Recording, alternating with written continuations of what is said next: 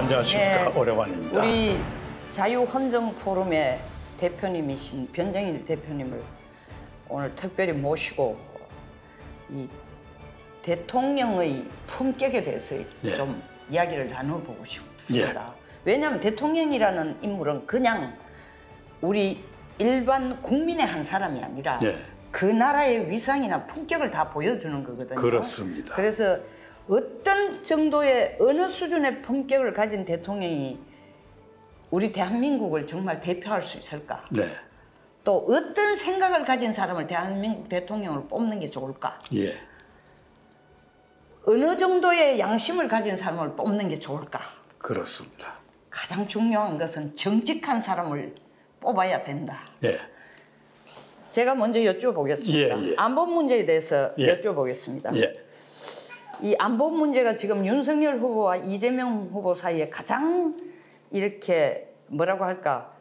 첨예하게 첨예하게 대립하고 있습니다. 예, 예. 저쪽은 안 싸우고 입으로만 평화만 외치면은 예. 그게 안보를 지키는 거라 하는데 다 얻어터지고 맞고 예. 홍매를 난 뒤에 그게 안 싸웠기 때문에 평화라고 얘기한대.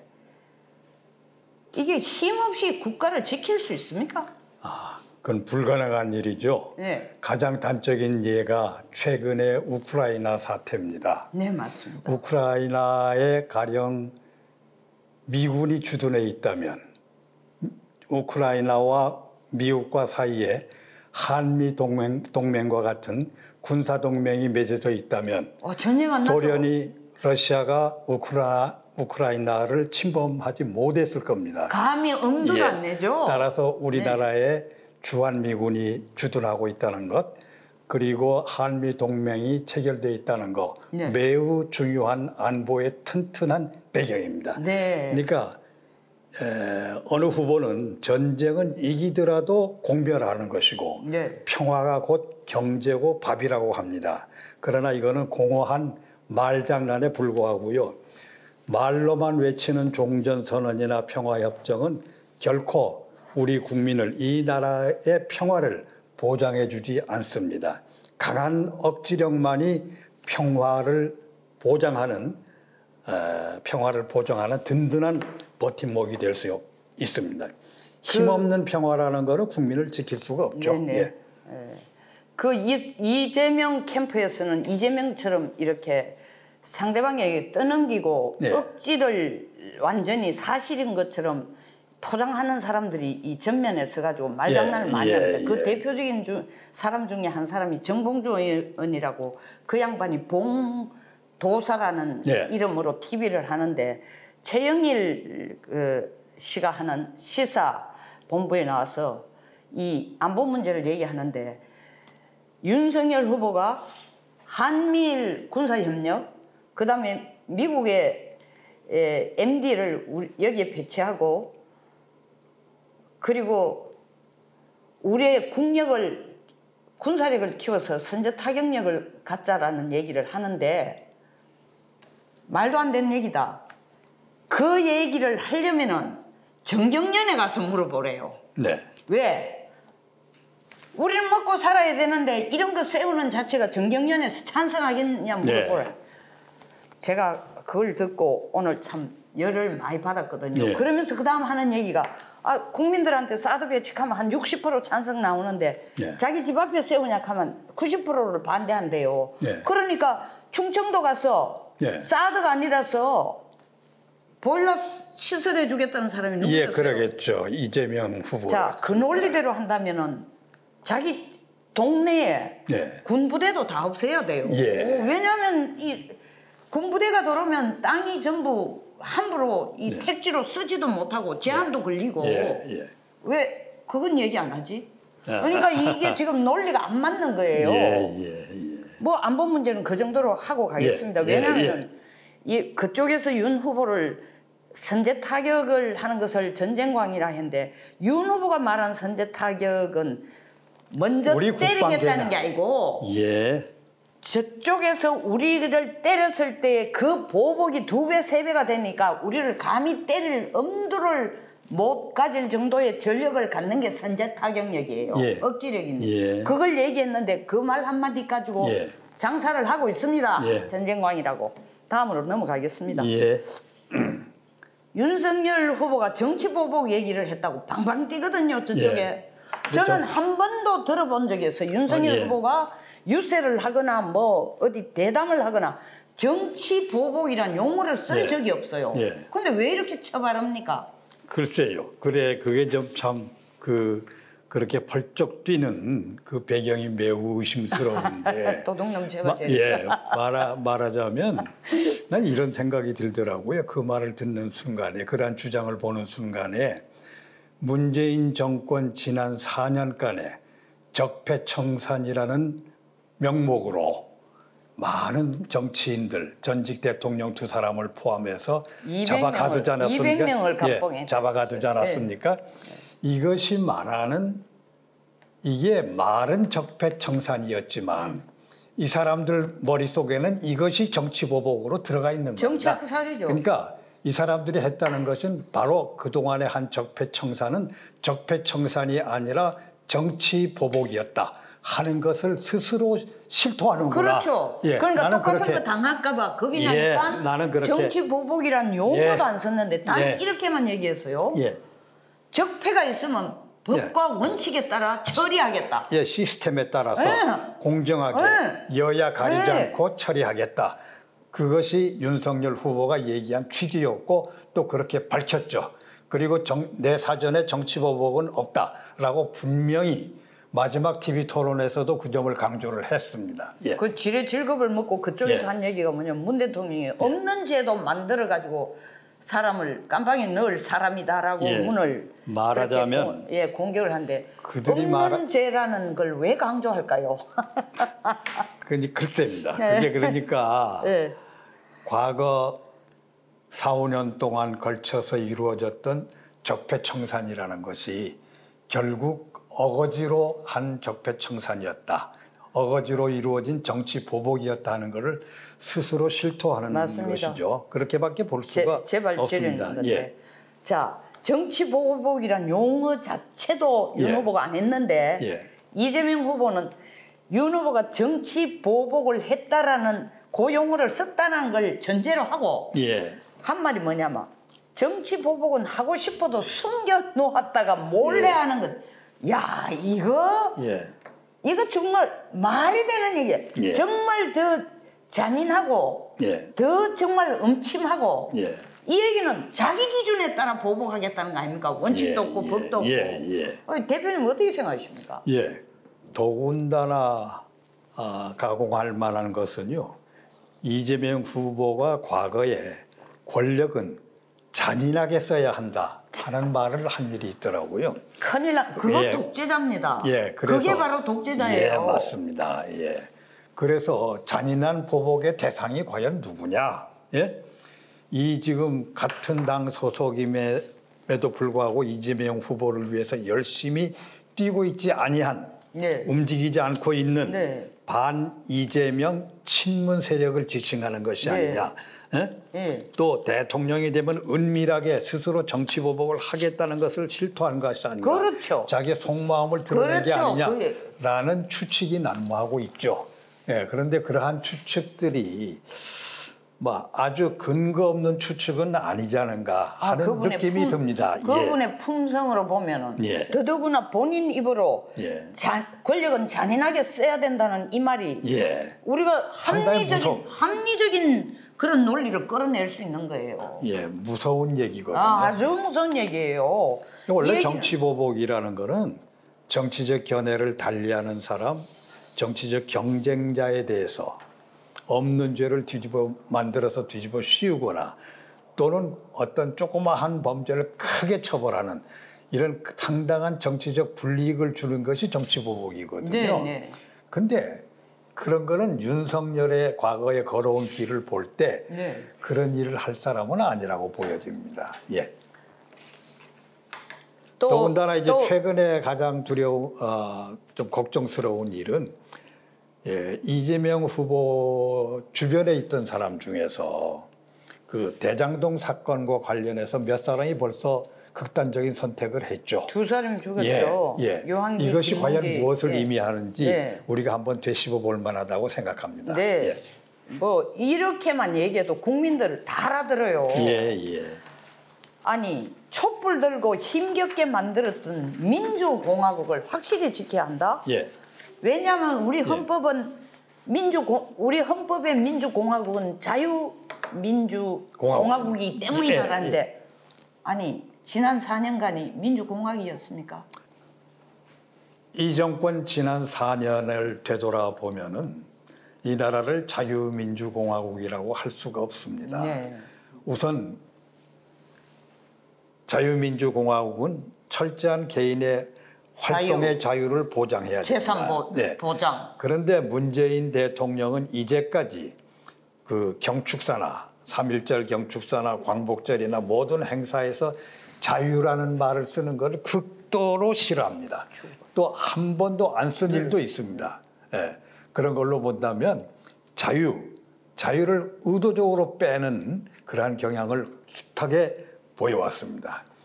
그리고 국회에서 다수의석의 힘으로 어거지로 선거법을 밀어붙이고 뭐 임대차 3법이라든지 모든 악법들을 그냥 밀어붙였습니다.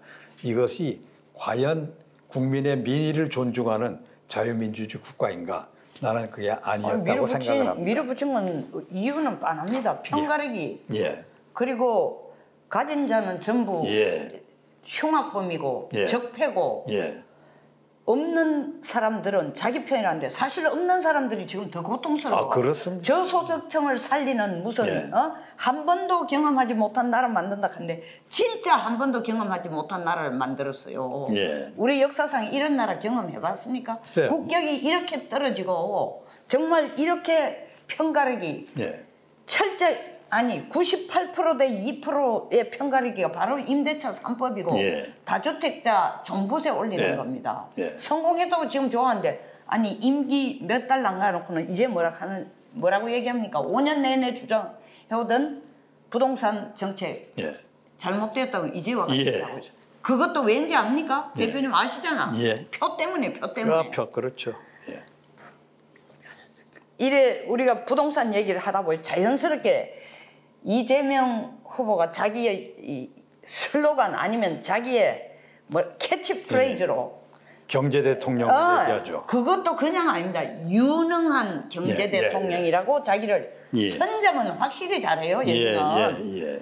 라고 얘기했는데 유능합니까? 아니 이 사람 경제 대통령 맞습니까? 이분의 우선 경제를 보는 시각이 큰 문제라고 생각합니다. 이분이 작년 말에 서울대 경제학과에서 강연을 한 일이 있었던가 봅니다.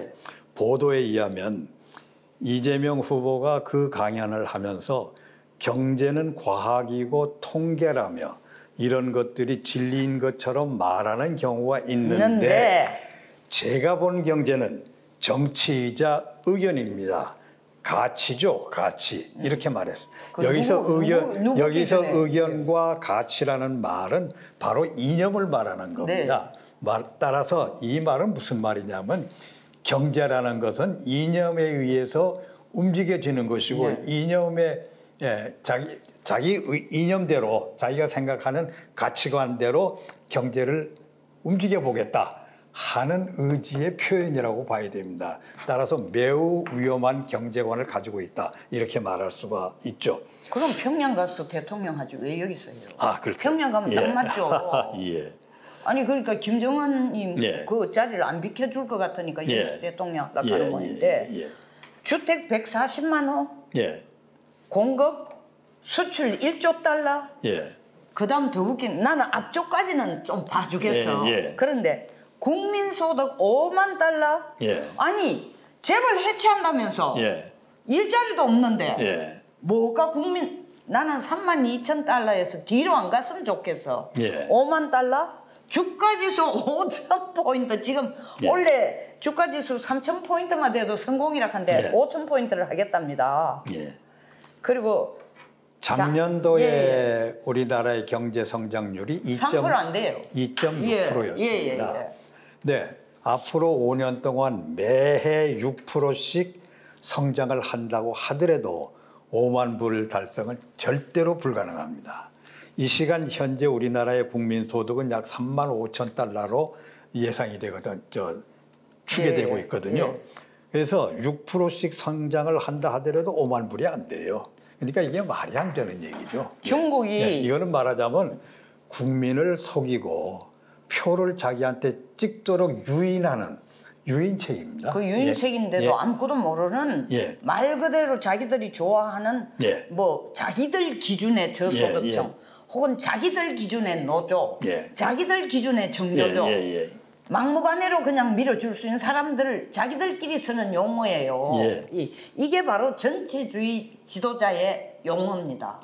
그리고 더욱 한심한 것은 일자리 300만 개를 창출하겠다 그러는데 일자리 300만 개도 하루에 2~3시간씩 일해서 월급을 1급을 받는 그런 일자리를 포함한다면 300만 아니라 500만도 일시적으로는 만들 수가 있겠죠.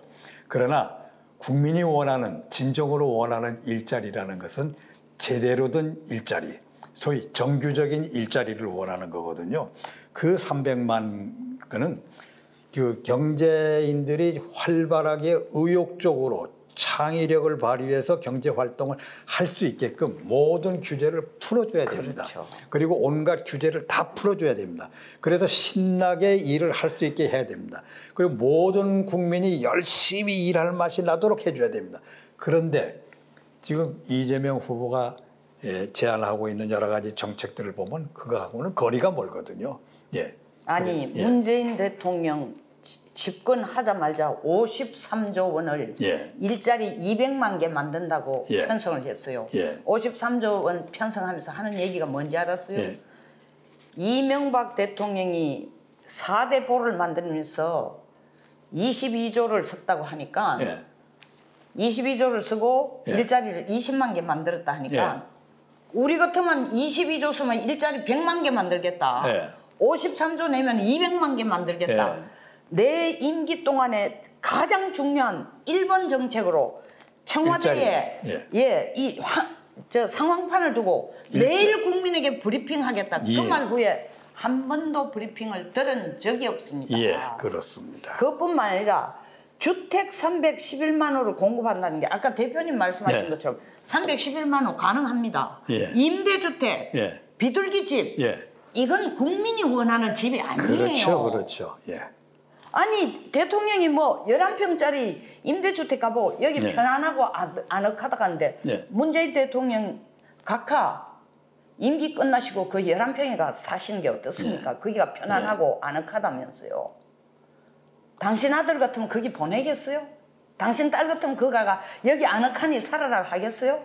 그건 청년들에 대한 모독이에요. 맞습니다. 그리고 임대주택을 지으면 한 채를 짓는데 2억이 손해가 납니다. 이건 뭐 나라 돈을 그냥 그러면 311만 호를 지으면 600억의 돈을 그냥 손실을 내면서 아무도 들어가 살고 싶지 않은 집을 짓겠다는 것을 그건 다 잘라내고 311만 호를 공급하겠다. 국토연구소에서 국토주택연구소인가 주택연구소에서 여론조사를 하니까 311만 호의 임대주택을 뭐 국민도 원한다는 결과를 내놨는데 내가 이게 바로 연구소가 말 그대로 국책연구소가 아니라 관용연구소구나. 이해가 안 가더라고요. 어용연구소. 그리고 또 뭐 제가 한 가지만 더 질문하겠습니다. 기본소득, 기본대출, 기본저축, 청년 기본소득. 설명 좀 해주시고요. 이 돈 어디서 나오는 건지. 그래서 가장 문제는 이게 뭐냐면 결국은 여러 가지 선심성 공약을 많이 하고 있는데요. 아마 이재명 후보도 이 선거 끝나고 나서 자기가 무슨 공약을 했는지조차도 기억을 못할 거라고 난 생각합니다. 지금 국채를 남발해서 국채를 남발하지 않으면은 이 온갖 공약들을 이행할 수가 없거든요. 근데 결국 국채를 남발해서 결국 국민의 세금을 뿌리게 되면은 시중 금리가 인상이 됩니다. 맞습니다. 예, 시중 금리가 인상이 되면 물가가 불안해지고요. 그리고 물가 불안을 가중시킵니다. 그리고 소비와 투자를 위축시킵니다. 예를 들어서 대출 금리가 1% 오르면 자영업자의 빚이 현재 887조 원으로 추계가 됩니다.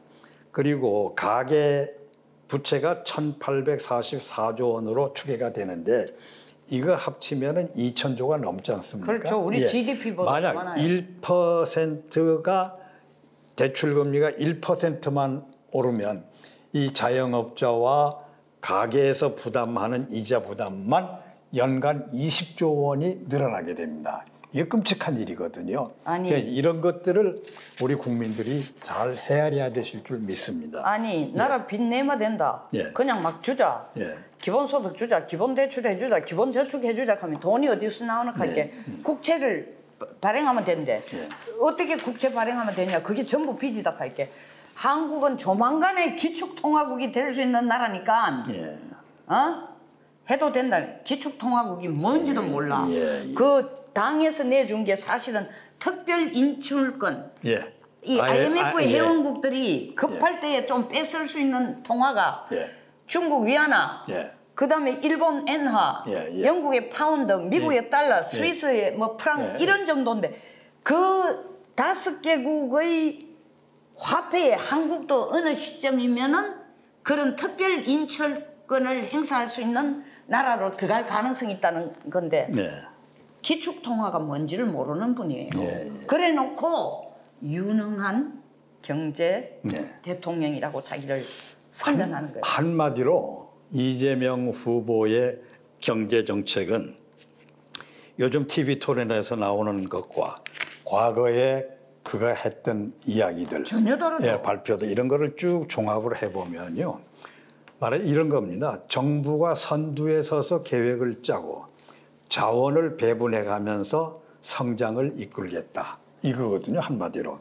그러나 국가가 진두지휘하는 하향식 성장이라는 것은 지속될 수가 없습니다. 공산주의의 몰락이 이것을 이미 입증하고 있거든요.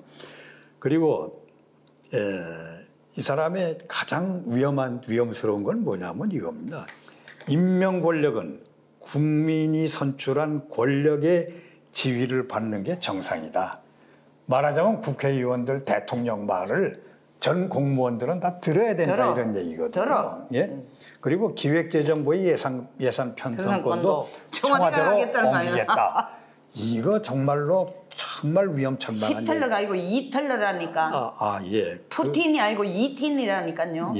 뿐만 아니라 이 문재인 정권이 큰 정부하다가 우리가 쫄딱 망한 거 아닙니까? 공무원 수도 없이 늘려놔놓고 우리가 지금 가장 먼저 해야 될 거는 청소부터 해야 돼요. 청소부터 해야 됩니다. 그것은 정치 보복을 하겠다는 게 아니라 모든 걸 다 청소부터 하고 비정상을 정상으로 돌려놓는 정상을 돌려놓는 몰상식을 상식이 회복되는 공정하지 못한 걸 공정으로 돌리고 불공정을 공정으로 그렇게 하기 위해서는 작은 정부로 시작해야 돼요. 작은 정부. 맞습니다. 결국 우리 헌법에 이렇게 규정이 돼 있어요. 공무원은 국민 전체에 대한 봉사자이다. 그러니까 시빌 서번트 아닙니까? 공복이에요. 국민에 대해서 책임을 진다 이렇게 돼 있어요. 공무원의 신분과 정치적 중립은 법률이 정하는 바에 의하여 보장된다. 이렇게 딱 규정했습니다. 이거는 뭐라고 하냐면 공무원은 공무원대로 법률로 정해진 고유한 임무와 직책이 있습니다. 책무가 있습니다.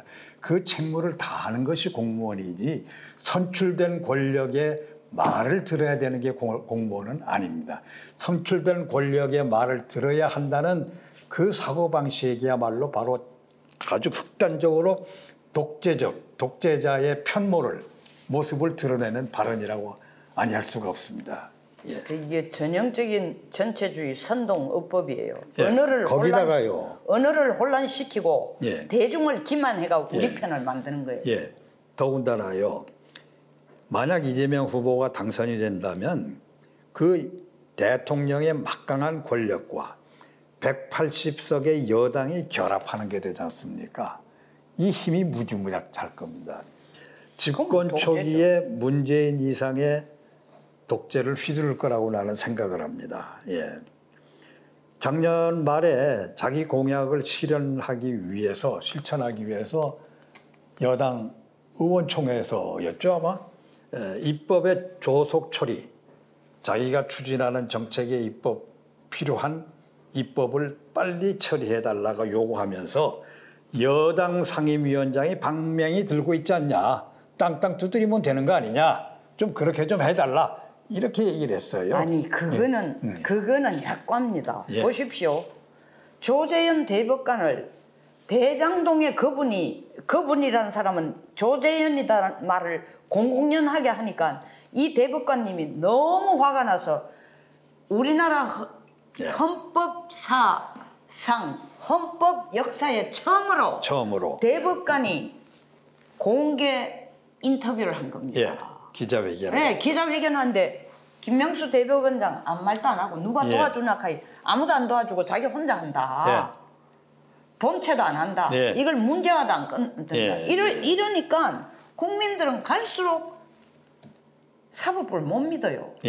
이러니까 국민의 사법부 불신이 점점 커지는 겁니다. 근데 세상에 해도 자기가 저질러 놓은 걸 가지고 뒤집어 씌우는 것도 모자라 가지고 생떼를 써서 생사람을 잡으면서 이 공개 학살을 하고 있는 거예요. 이건요. 이것은 대통령의 자격의 문제가 아니라 인간의 기본 양심조차도 없는 거예요.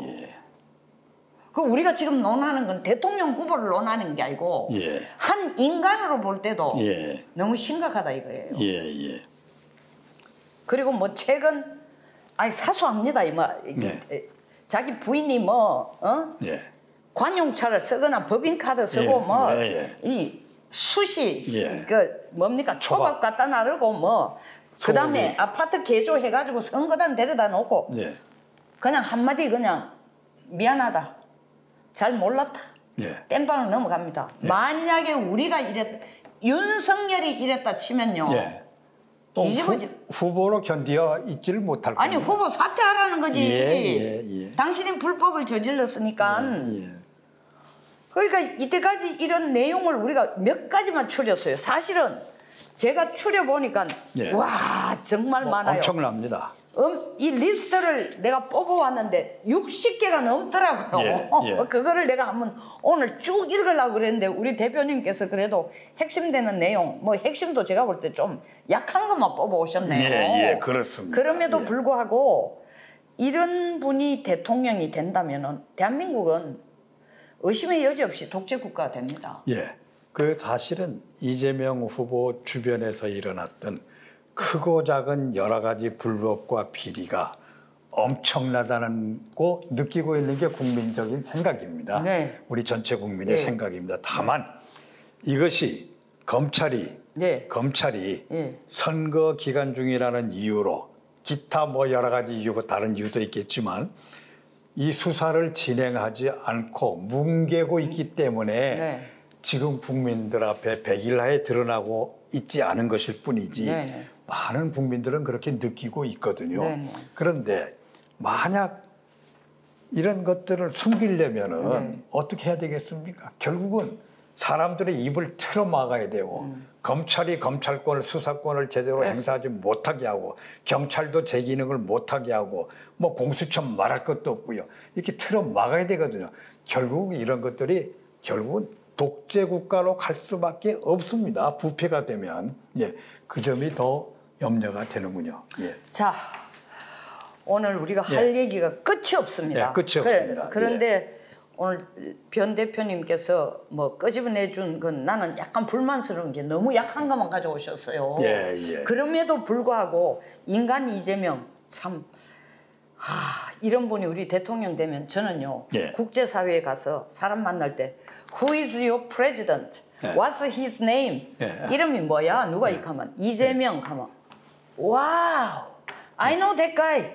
나 그 친구 누군지 알아. 정가 사범이라면서 그리고 일 저질러 놔놓고 항상 남에게 뒤집어 씌운다면서 대한민국 국민들 다 그런 사람들이야. 저 부끄러워 외국도 못 갈 것 같아요. 예. 대통령 이름도 못 될 것 같아요. 예. 여러분, 국민 여러분, 여러분들의 자존심을 지키고 국격을 지키고 싶고 양심적인 사람이 대통령이 돼야 된다고 생각하고 예. 상식이 통하는 사람이 이 나라를 끌어가야 되고 예. 공정한 사람들이 국민들에게 베풀어야 된다고 생각한다면 예. 선택은 빤합니다. 여러분들한테 다시 한번 호소합니다. 어떤 분을 이 나라의 지도자로 뽑아야 나라가 제대로 굴러가고 문재인 대통령이 말한 한 번도 경험하지 못한 나라가 아닌 그와 정반대의 한 번도 경험하지 못한 정말 참신한 나라를 깨끗한 만들 수 있는지를 여러분들이 판단해 주시기 바랍니다. 자, 네. 오늘 대담은 여기서 마치겠습니다. 네, 감사합니다. 감사합니다.